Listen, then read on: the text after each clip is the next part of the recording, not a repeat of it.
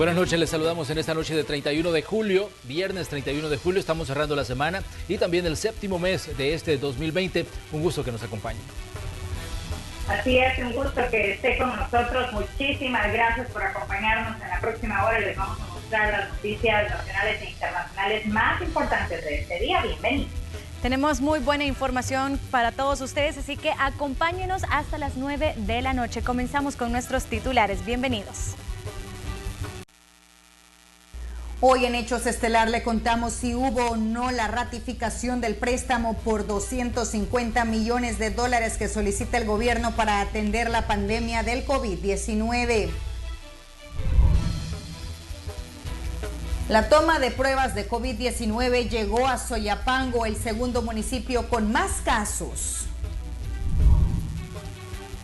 Inició el juicio contra el principal sospechoso del feminicidio de Jocelyn Abarca. El imputado estuvo a punto de quedar libre luego de 2 años sin que el tribunal emitiera resolución. Autoridades podrían emitir una 6ª orden de captura contra el expresidente Mauricio Funes por el caso Tregua entre pandillas. Ya le contamos. En Nicaragua, un hombre encapuchado lanzó un artefacto explosivo a la Catedral de Managua. Tenemos los detalles del incidente, que ha sido catalogado por la Iglesia Católica como un acto de sacrilegio y profanación. Antes de entrar de lleno a las informaciones que tenemos para esta noche, les queremos decir que le estamos dando seguimiento a la sesión plenaria que está, desarrollándose todavía. Se prevé o se tenía previsto que se aprobara un crédito por 250 millones, cuya fecha límite era justamente este 31 de julio. Vamos a tener datos de lo que está ocurriendo, porque este proceso se ha entrampado. Ya les vamos a contar por qué. Y bueno, una situación que ha generado un debate, hubo un acuerdo en la Comisión de Hacienda, pero en el Pleno no se ha logrado absolutamente nada cuando ya estamos a las 8 de la noche de ese 31 de julio. Pero mientras tanto les detallamos otras noticias y escuche usted, al menos 22 personas recibieron el alta médica del Hospital El Salvador este viernes 31 de julio tras sufrir complicaciones por el COVID-19. Sus familiares llegaron a recibirlos en las afueras del centro médico. A continuación, la historia. La ansiedad por ver nuevamente a su madre llevó a Pablo hasta el Hospital El Salvador en la capital. De pie frente a su fachada, con un ramo de flores en sus manos, la cartera con las pertenencias de su progenitora y mucha ilusión, ya recibió el llamado que se le dará de alta tras superar el COVID-19. Nosotros, gracias a Dios, mi mamá fue ingresada y en un estado delicado, pero Dios ha sido misericordioso con nosotros y mi mamá ha luchado bastante, es una mujer fuerte y gracias a Dios superó esta prueba. Dios ha sido bueno con nosotros y sigue obrando en la salud de todas las personas que lo necesitan. Y así llegan más familiares, la impaciencia se apodera de ellos. Jonathan Osorio no despega la mirada de la puerta de salida, porque su padre también recibirá el alta médica tras sufrir el COVID-19. Pues la verdad de las cosas es que es algo bien difícil tener un pariente enfermo y sufrir esa decadencia del virus, ¿verdad? Pero ya gracias a Dios mi papá superó eso y pues realmente gracias a Diosito y las oraciones de mucha gente. Esperaron unos 45 minutos que parecían eternos. Los pacientes comienzan a asomar uno a uno, escoltados por el personal médico que los tuvo a su cuidado, con las manos en alto y una escondida sonrisa tras esa mascarilla. En total fueron 22 personas quienes dejaron el hospital y partieron hacia sus hogares. También 22 altas, de las cuales tenemos 17 pacientes masculinos, 5 pacientes femeninos. Los rangos de edades van desde los 40 hasta los 80 años y sobre todo han tenido una estancia hospitalaria de aproximadamente entre 5 y 7 días. Dependiendo de la gravedad del paciente, pueden llegar a tener estancias hospitalarias hasta 15 días. Y aquí el contrapeso. Mientras unos pacientes eran dados de alta, otros más eran trasladados desde el Hospital San Rafael hacia el Hospital El Salvador para continuar con su recuperación por el virus. Actualmente son 8.384 casos de personas recuperadas por el COVID-19 hasta la fecha. Representa un 50% de los casos positivos, según cifras del Ministerio de Salud. Imágenes de Eric Alfaro, Néstor Hernández, Noticiero Hechos. Y los 28 médicos de la Fundación Servicios de Asistencia Médica de Urgencias de España se incorporaron este día a la atención de pacientes con COVID-19 ingresados en el Hospital El Salvador. El equipo se dividirá por grupos en las diferentes áreas según sus especialidades y parte de la delegación española va a desempeñar su labor en el área de cuidados intensivos, brindando atención a pacientes bajo un cuadro delicado. Bueno, pues lo que hemos podido constatar al entrar ha sido que hay un esfuerzo titánico en generar espacios asistenciales. Están entusiasmados de poder entrar, estaban deseando entrar y bueno, pues están deseando estar codo con los profesionales salvadoreños. Bueno, pues lo que hemos podido constatar, y ya lo vimos ayer en su centro de mando, es que tiene unas capacidades tecnológicas importantes, con la capacidad de tener contacto visual con el paciente desde un puesto relegado y seguro, de modo y manera que la exposición del personal especializado pues se minimiza y de esa manera bueno, pues se salvaguarda la seguridad de los sanitarios. Las iglesias también están resintiendo las consecuencias por la pandemia del COVID-19. Muchas están buscando otras alternativas para llegar a su feligresía, mientras que otras han tenido que cerrar debido a los fondos. Luis Alberto López nos tiene los detalles de esta noticia. Desde mediados del mes de marzo de este año, las reuniones presenciales en las iglesias fueron suspendidas para prevenir la propagación del coronavirus. La inactividad dentro de los locales y la crítica situación económica derivada de la pandemia incluso ha llevado a cerrar a centros de congregación. Muchas iglesias ya cerraron. Pastores están dedicándose a otra cosa y creo que esta situación pues ha sido difícil no solo para las iglesias sino para todo el país. Pero muchos pastores pues tienen iglesias pequeñas. Y las personas pues que daban ahora pues ni para ellos tienen. Entonces eso ha traído un caos. Pero la atención de los feligreses no ha parado. Siempre hay necesidad de confortar en los momentos más difíciles. Aunque también eso está dándose, algunas situaciones muy conmovedoras, algunas veces la familia hace una videollamada, y así es como hablamos con un enfermo. En algunas ocasiones han sido momentos muy dolorosos, tal vez ya la persona agonizando, el sacerdote no ha podido ir, pero con esa llamada pues le damos una bendición y les acompañamos. Aunque las celebraciones presenciales aún no están permitidas, el uso de la tecnología de la comunicación ha sido vital para no detener el mensaje de Dios. No toda la gente tiene, los medios para comunicarse. Y eso ha hecho de que la gente se sienta un poco relegada, ¿verdad? Necesitada.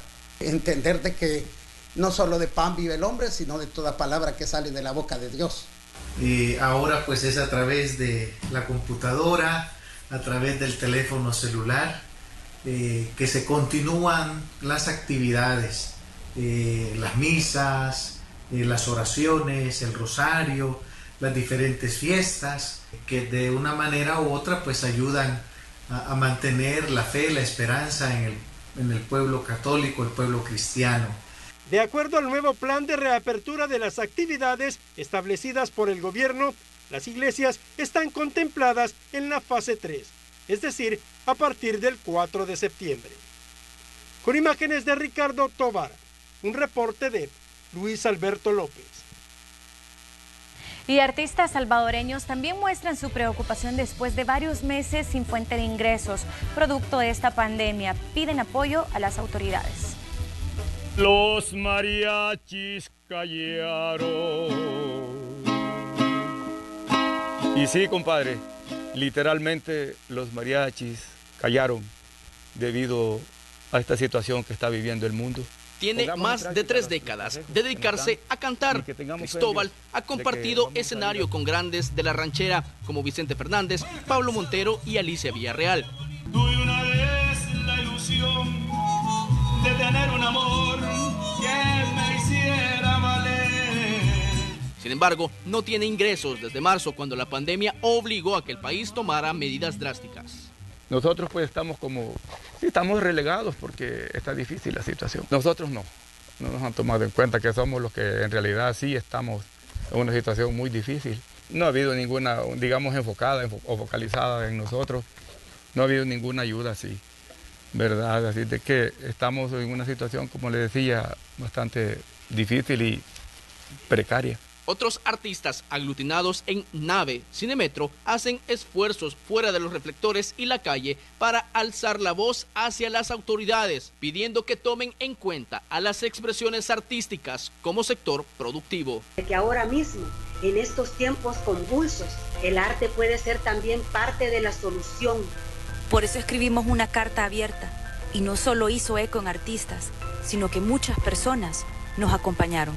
Esta petición lleva casi 5.000 firmas ciudadanas. Nos preocupa cómo se tomarán las decisiones que nos protejan a todos los sectores productivos y población vulnerable.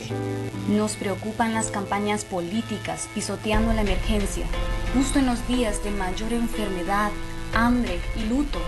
La ministra de Cultura dice que se abrirá una línea de crédito con fondos de Bandesal, aunque todavía no tiene claro de cuánto será el monto. Se va a lanzar una línea de crédito específicamente para la industria naranja, en donde van obviamente incluidos todos los artistas y trabajadores de la cultura. Todavía no se ha definido el monto total, lo vamos a lanzar pronto, espero yo, conjunto a Bandesal. Créditos desde $500 hasta $100,000, eso sí, son créditos productivos, no de consumo. También estamos trabajando otra con Banco Hipotecario y con Banco de Fomento Agropecuario. Mientras las personas que se dedican al rubro cultural seguirán buscando otras opciones para subsistir en medio de la crisis sanitaria. No será hasta la fase 4 de la reapertura de la economía que el espectáculo podrá continuar. Con qué gusto venimos, con gran devoción. Con imágenes de Roberto Martínez, Igmar Batres, Noticiero Hechos. A decirte lo que hay.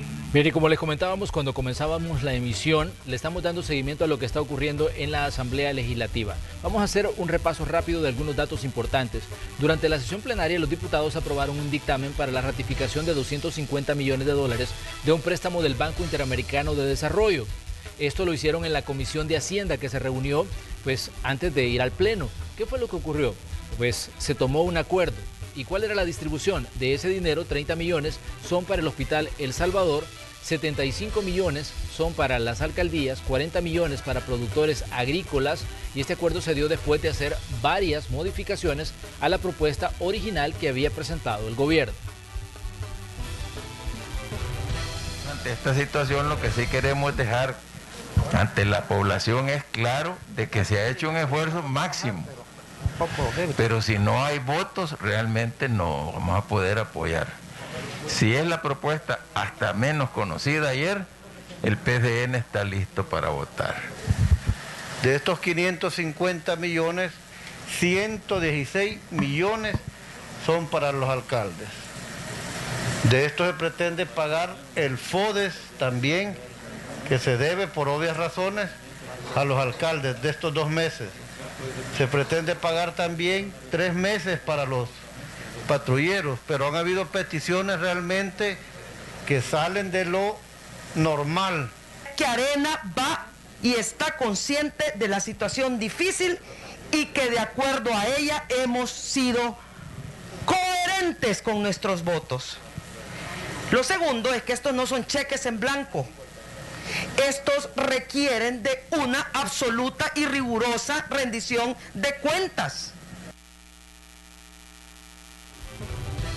Bien, ahí teníamos la discusión en la Comisión de Hacienda. Justo esto se da, este salón está ubicado en la parte trasera del Salón Azul, está en uno de los costados. Este salón donde estaba desarrollándose esta reunión y donde se estaba discutiendo el tema de estos préstamos que decíamos tiene una fecha fatal este día.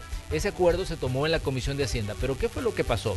En respuesta, el presidente de la República, Nayib Bukele, cuestionó la decisión de los diputados. El presidente dice que la Asamblea ha estado chantajeando al gobierno para aprobar una parte de los $3.000 millones, asegurando que quieren tomar parte del dinero, según el presidente, de los hospitales.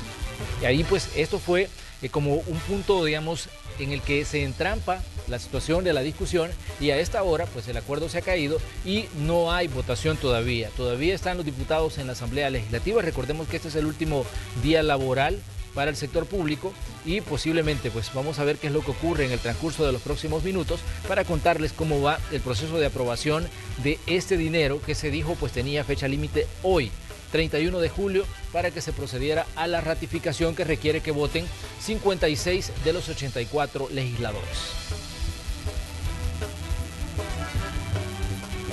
Hoy el Ministerio de Salud continuó con las pruebas para detectar casos de COVID-19 a través de las cabinas móviles. El municipio de Soyapango es el segundo con más infectados a nivel nacional.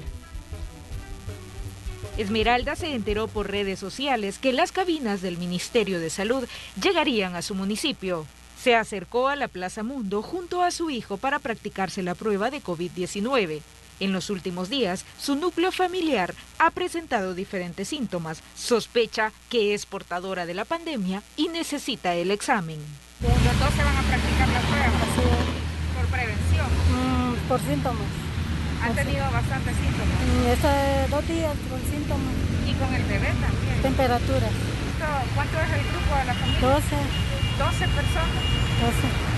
Todos estamos con síntomas. Síntomas y no son iguales, todos son diferentes síntomas. Otros se presentaron al lugar por prevención. En su trabajo están expuestos a contagios y temen ser portadores asintomáticos del virus. Hasta la fecha, gracias a Dios, no. ¿Por prevención? Por prevención, sí.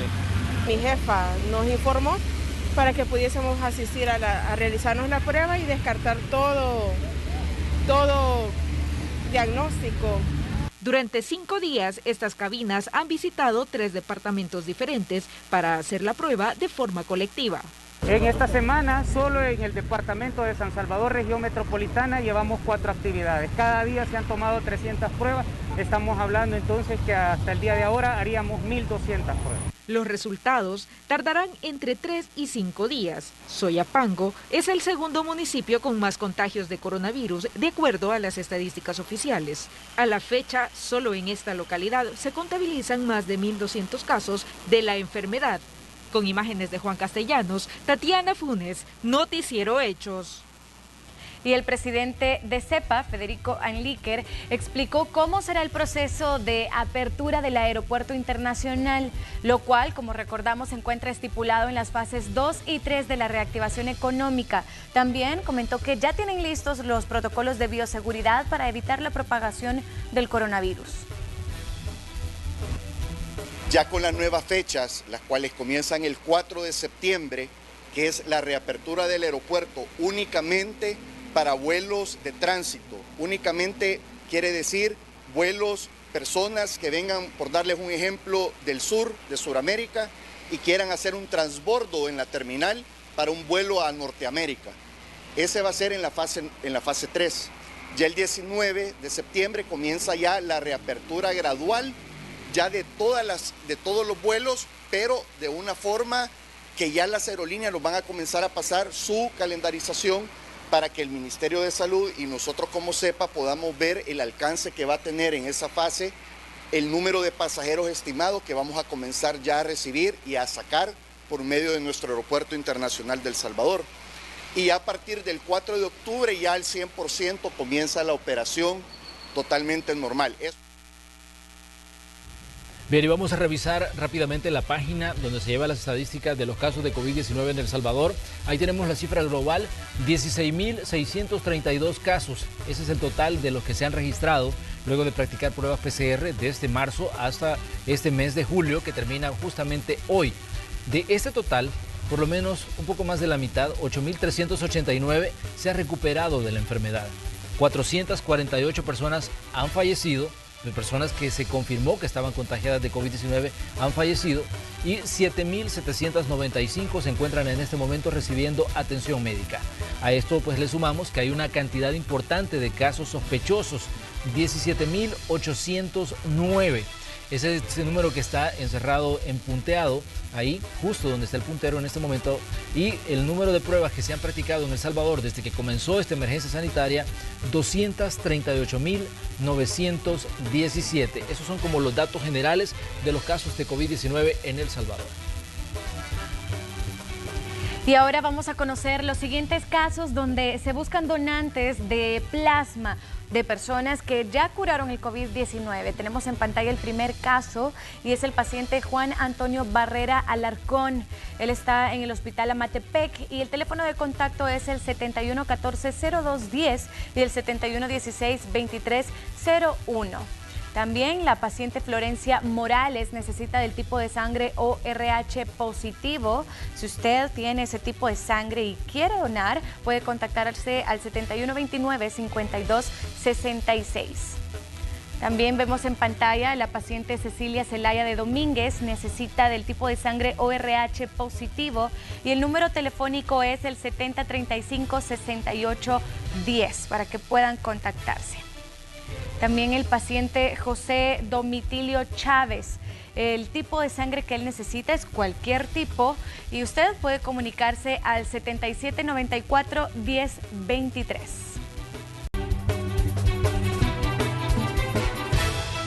Bien, vamos a continuar con más información en esta noche de 31 de julio. Les decíamos que en la Asamblea Legislativa se encuentra entrampado en este momento el proceso de ratificación de préstamos o de un crédito por 250 millones de dólares y bueno, del Banco Interamericano de Desarrollo. Decíamos que hubo un acuerdo en la Comisión de Hacienda, pero ya a la hora de materializarlo en el Pleno, pues esto no ha ocurrido y el proceso se encuentra, digamos, en un estira y encoge para lograr ese proceso de aprobación, porque justamente es hoy la fecha límite que se tiene para que esos fondos puedan quedar en manos de El Salvador. El ministro de Hacienda, Alejandro Zelaya Villalobos, acaba de publicar: me dirijo nuevamente a la Asamblea Legislativa, espero que logremos los acuerdos necesarios. Justamente lo que está diciendo es que va para la Asamblea porque obviamente se le ha requerido la presencia para que dé seguramente más explicaciones y se analice el acuerdo que se podría tomar en la Asamblea para proceder a la ratificación. Estamos pendientes de lo que está ocurriendo, pero mientras tanto les informamos de otras cosas. Hoy se instaló la vista pública en contra de Ronald Atilio Urbina, acusado del feminicidio y desmembramiento, escuche usted, de su compañera de vida. Este hecho ocurrió en el año 2018. Este viernes se desarrolló en el Juzgado Especializado de Sentencia para la Mujer la vista pública contra Ronald Atilio Urbina, procesado por quitarle la vida a Jocelyn Abarca, su compañera de vida, hecho registrado en julio del 2018.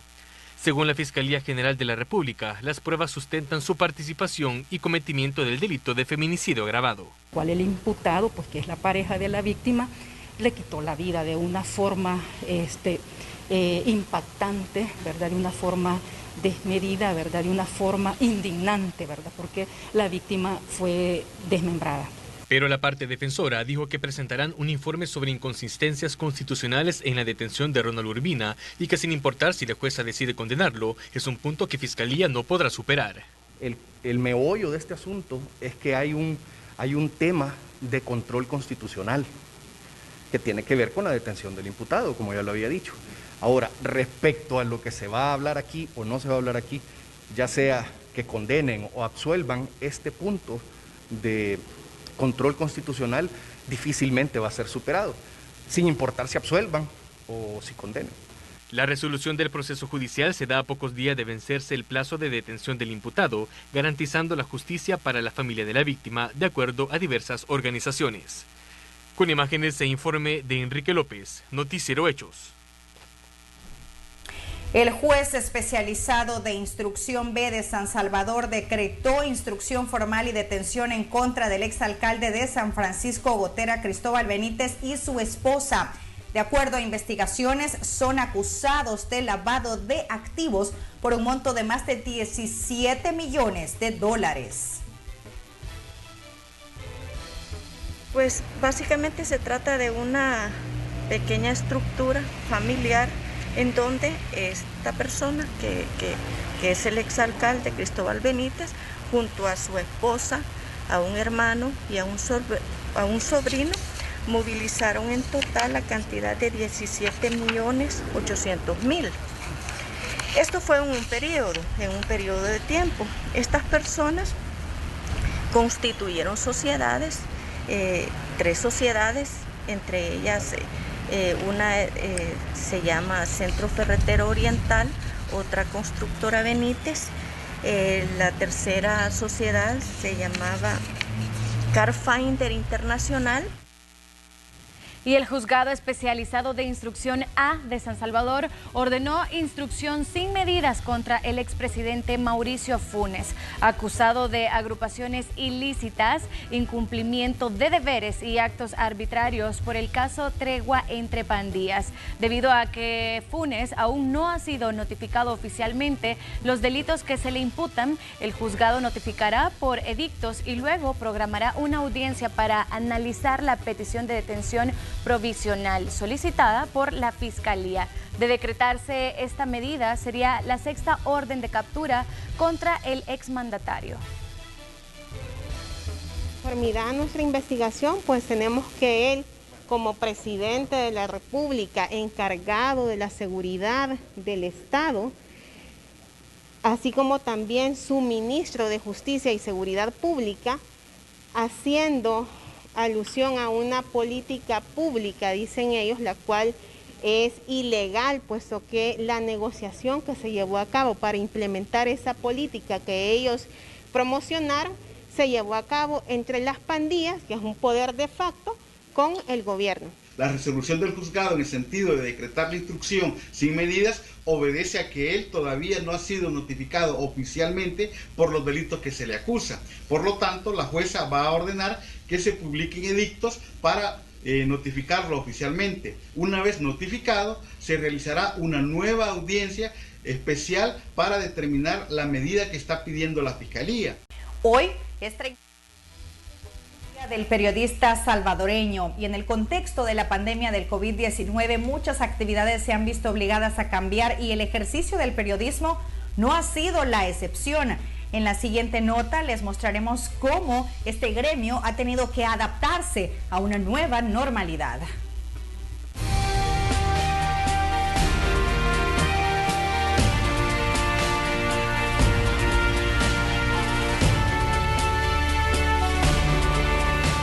Sin duda, también la pandemia ha obligado la manera de cubrir las noticias y la forma de mantener informada a la población. La pandemia del COVID-19 ha obligado a trabajar con el riesgo y aprender sobre la marcha en la nueva normalidad. También para los periodistas.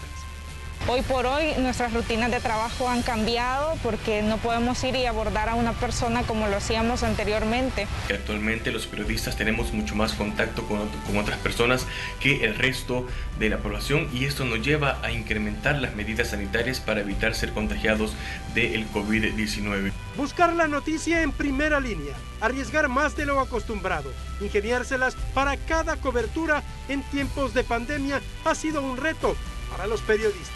Y obviamente la prensa tiene que estar lista para adaptarse a cualquier circunstancia que se nos presente para poder siempre buscar la información. Es impresionante en realidad cómo el salvadoreño está sacando el ingenio para no dejarse vencer en este momento. Creo que es una de las lecciones que el trabajo periodístico nos está dejando en este momento. La nueva normalidad ha llevado a cambiar la estrategia en la producción informativa, superar el distanciamiento social y aprovechar la tecnología de la comunicación ha sido determinante. Esa barrera entre la fuente y el periodista. Muchas veces no tenemos contacto directo, por lo que hemos tenido que recurrir a aplicaciones de videollamadas para poder realizar nuestras entrevistas. Cuando abordamos temas de interés periodístico, obtener una voz de algún ministro, de algún magistrado de la Corte Suprema de Justicia o de algún diputado, lo más complicado es que ellos hacen una afrenta al periodismo. ¿Cómo se resuelve esto? Pues insistiendo o buscando otras fuentes. Por preparación, el periodista es innovador, no solo por hacer en cada nota un relato o un titular atractivo, sino también porque se adapta en cada momento de la historia. En materia tecnológica también hemos tenido que acoplarnos. Nos han ayudado en estos momentos para poder recabar la información necesaria y poder transmitirla a la audiencia. Si recordamos, antes buscábamos las fuentes en su oficina, en alguna conferencia o en un punto estratégico, pero la entrevista era frente a frente. Solamente en casos extraordinarios se utilizaban algún tipo de plataformas digitales para hacer las entrevistas, pero esto ya es normal en nuestro trabajo, buscar estas entrevistas a través de plataformas como Zoom o Skype. Como actividad esencial, estar en primera línea, y a pesar de los riesgos, el periodista siempre mantiene el compromiso de informar a la población. Con imágenes de Ricardo Tobar, un reporte de Luis Alberto López. Un desconocido lanzó una bomba molotov dentro de un centro religioso en Nicaragua. Los detalles de esta y otras informaciones internacionales en el siguiente resumen. Una persona ingresó a la capilla en la Catedral Metropolitana de Managua lanzando una bomba molotov dentro del recinto religioso. De acuerdo a la prensa de Nicaragua, testigos dijeron que el hombre entró y solamente dijo: "Vengo a la sangre de Cristo". El sujeto se encontraba encapuchado. El hecho provocó un incendio que ya fue controlado por bomberos. Argentina extendió hasta el 16 de agosto la cuarentena por el coronavirus que vencía el próximo domingo y que es particularmente estricta en Buenos Aires y sus suburbios, según informó este viernes el presidente Alberto Fernández. Hasta este día, Argentina tenía un total de 185.373 casos con más de 3.000 muertos. Una vacuna segura y eficaz podría llegar para el final del año, según dijo Anthony Fauci, el principal epidemiólogo de la Casa Blanca. Estas declaraciones se dieron ante el subcomité selecto sobre la crisis del coronavirus de la Cámara de Representantes, que investiga la respuesta de la administración.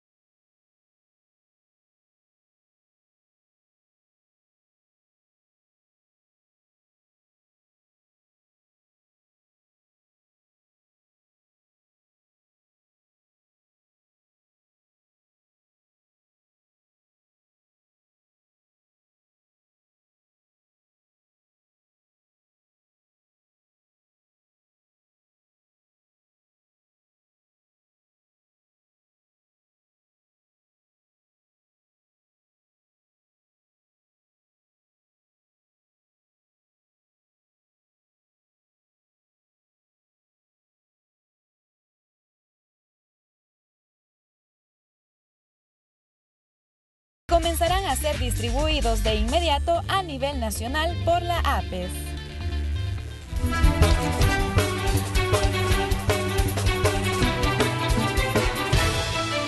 Corte en los Estados Unidos anuló la condena a muerte al autor de los atentados en Boston. Los detalles de esta y otras noticias en el siguiente resumen. Una corte federal de apelaciones anuló la sentencia de muerte contra el hombre condenado por el ataque con explosivos en el maratón de Boston del 2013, que dejó 3 muertos y 260 lesionados. El sujeto fue declarado culpable de 30 cargos. Su hermano murió en un tiroteo contra la policía días después de que los dos detonaran 2 bombas cerca de la línea de meta de la maratón. Un hombre murió debido a la entonces tormenta tropical Isaías a su paso por República Dominicana. Isaías derribó árboles, destruyó cultivos, causó inundaciones generalizadas y pequeños deslizamientos de tierra en República Dominicana y Puerto Rico, donde cientos de miles de personas se quedaron sin electricidad ni agua. Ya convertido en huracán, Isaías siguió su camino este viernes hacia la costa este de los Estados Unidos, acercándose a las Bahamas. Julio se despide con la llegada de la primera ola de calor en Europa. Las temperaturas pronosticadas para estos días superan los 40 grados, lo que ha llevado a varios a buscar distintas alternativas para refrescarse. Francia, España y el Reino Unido son los más afectados con temperaturas récord. Muchísimas gracias por habernos acompañado. Que pasen un feliz fin de semana. Hasta el lunes.